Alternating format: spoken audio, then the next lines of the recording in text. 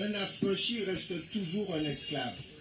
Car la première abolition date de 1794, 5 ans après la déclaration des droits de l'homme blanc par les Français.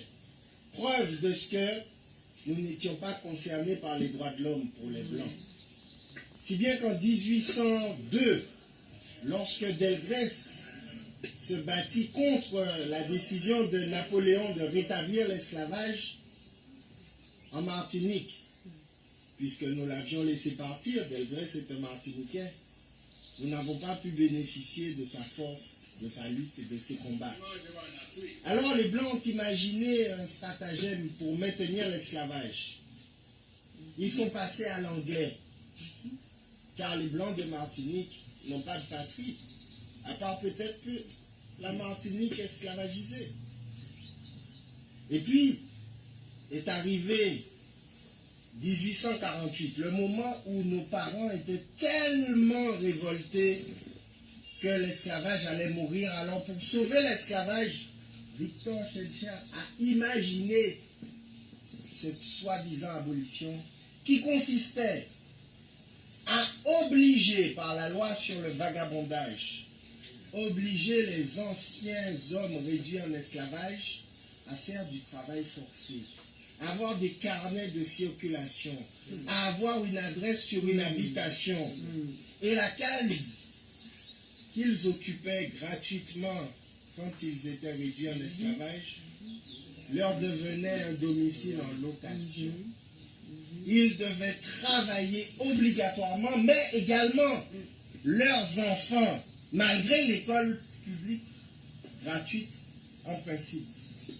Elle n'était pas si gratuite que ça. Mais les Blancs sont tellement forts qu'ils ont imaginé nous faire admirer et adorer Victor Schœlcher. Et même ils ont réussi à le mettre ici. Ah, les Blancs sont forts. Alors qu'il est le père, l'inventeur de l'esclavage moderne, et que dans l'article 5 du décret d'abolition du 27 avril 1848, il a posé le principe de la réparation. Car du mal a été fait et il fallait le réparer. Mais quelle était sa conception du mal? C'était que les Blancs n'avaient plus d'esclaves et qu'il fallait leur payer une indemnité pour réparer la faute que commettait la France en les privant de leurs biens. Si bien que Haïti, c'est encore Haïti, qui a été assujetti au paiement de l'impôt sur la liberté. Et c'est cet argent qui a renforcé le pouvoir des Blancs en Martinique, en Guadeloupe et ailleurs.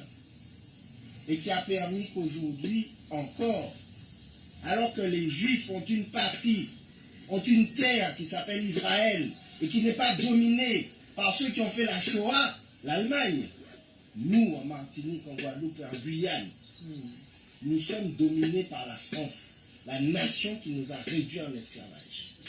Et nous avons fait tous ces kilomètres, ces 2 jours d'avion pour venir ici sur la terre de nos ancêtres. C'est quoi ça? On déchouqué sur ce.